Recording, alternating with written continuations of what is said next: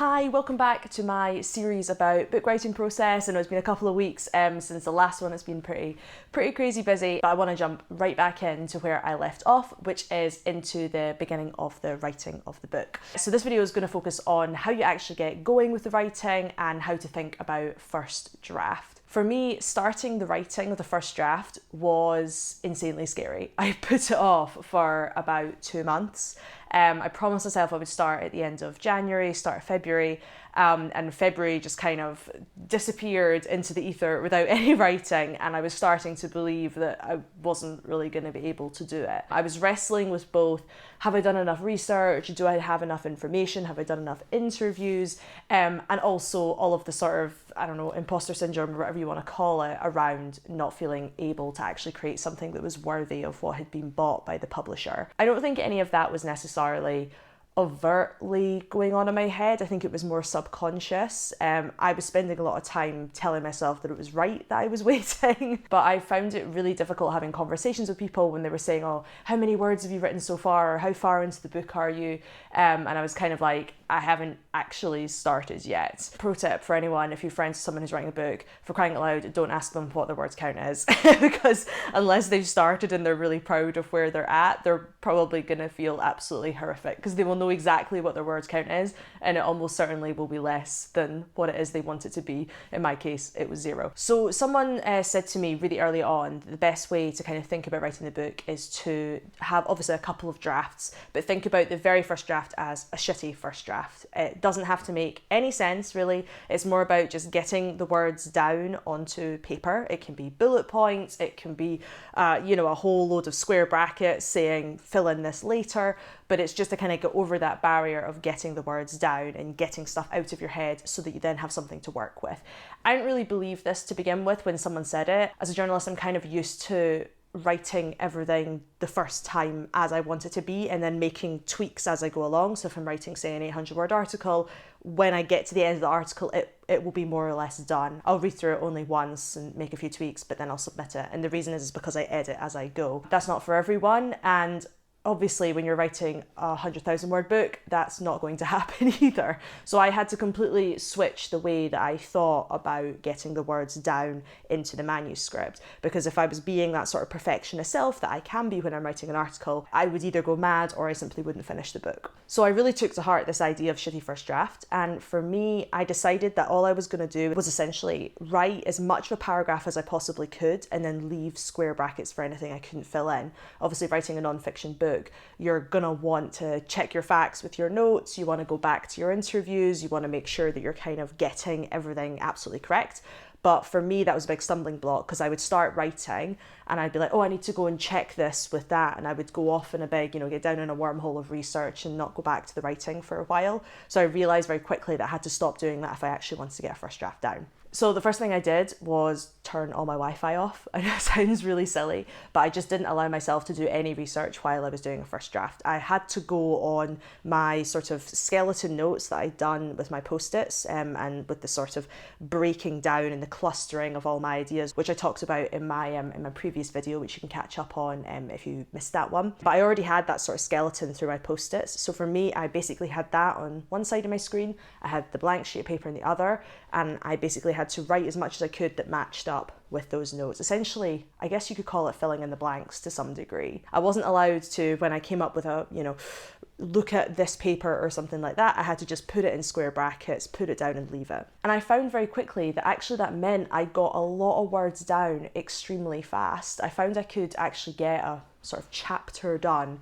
in about 2 days. So I'd get up to about 6,000 words, and that would probably be enough for a chapter in its very rough form, because I knew that ultimately my chapters were going to be 9,000 or 10,000 words. So when I filled in all the blanks, obviously the word count was going to go up, but I knew that in its rough form, roughly 6,000 was going to cover all the bases that I wanted to cover. I think the biggest learning that I had from that whole process was that I maybe just should have started a bit earlier. I was so fearful about starting that writing process.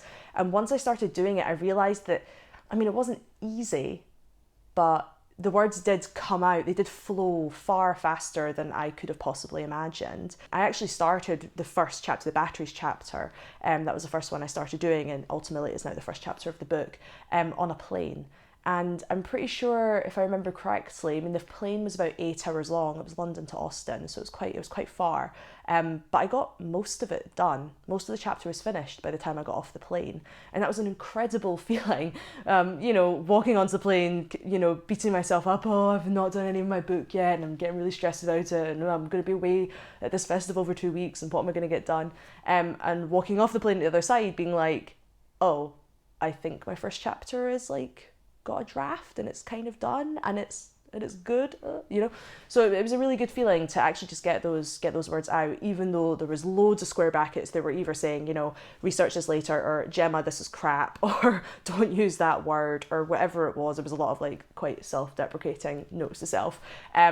But at the end of the day, the narrative was there, the structure was there, and I had something to edit. One of the things that a lot of people ask me about, who, friends of mine or people who I know online who followed me on Instagram throughout the process of me writing the book, is that they noticed that I spent a lot of time going on little writing retreats or getting away to make sure I could get the first draft down. That was essentially my way of managing to get the words out, because I found that if I turned my Wi-Fi off and got rid of all distractions, I got words out.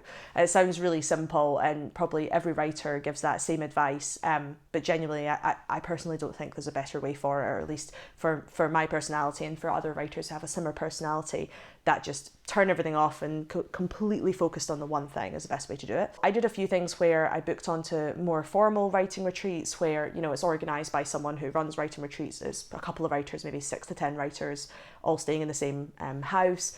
Meals are cooked for you, and then you write in the bits in between, and then you eat together and talk about it. I didn't go to any writing retreats that had workshops. I wanted free flow writing, mainly because most of the writing retreats are focused on fiction writers. I find there's a lot of stuff out there, I find, for people who are writing crime novels or literary fiction. There's also a little bit out there if you're doing narrative non-fiction, but I really couldn't find anything for non-fiction that I was writing that wasn't a business book. So basically everything is left in non-fiction there. So for me, it was all about finding writing retreats that were just giving me the space to write. That was what I was finding most useful. And if I couldn't find that, it was simply booking an Airbnb somewhere and going with a friend. I'm very lucky that I have quite a few friends who are writers, so it was great to actually say to them, hey, do you want to come for a couple of days, and you can work on whatever you want, whether they were working on a book or sometimes they were working on articles or short stories or whatever, but we would just decide on a cheap budget, book some cheap flights or a cheap train, and book an Airbnb somewhere. What really helped there is that we were accountable to each other. So even though we weren't sitting writing out a plan, okay, from 9 a.m. we will do this until 11 a.m. or whatever, but we did on the first day each time sit and say to each other, okay, what are your goals? What do you want to do while you're here?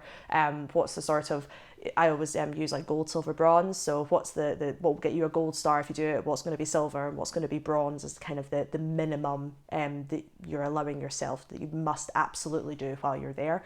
And just being able to each night, or even over lunch or whatever, being able to discuss with a person, okay, where are you at?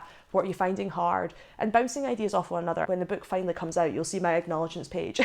There's like a lot of people on there. Of course, I'm really proud of the work I did, but a lot of what came out was from discussions with other people, other writers, friends, family, anyone who'll listen, to be honest. And being on those retreats was super helpful, because not only are you kind of being in an environment where other writers, whether it's, as I say, the formal thing where it's people you don't know or friends, they are going through a very similar process to you, whether they're writing a book, an article, short story, whatever. They've got all the self-doubt, they've got the writer's block, as they call it, whatever, and struggling with their words count, all these things that everyone is having. But there are also people who are full of ideas, so that if you explain, oh, I'm struggling with this bit, people can jump in with their own ideas and try and advance your own thinking. It's not for everyone. I know a lot of writers prefer just kind of being locked away and doing it all themselves. But for me, the sort of collaborative process of being able to speak with other people about what I was struggling with, or maybe not even what I was struggling with, sometimes I would just have I'd have an idea that I'd think was really amazing, and I kind of wanted to double check that it really was as amazing as I thought it was. Sometimes it was, and many times it was not.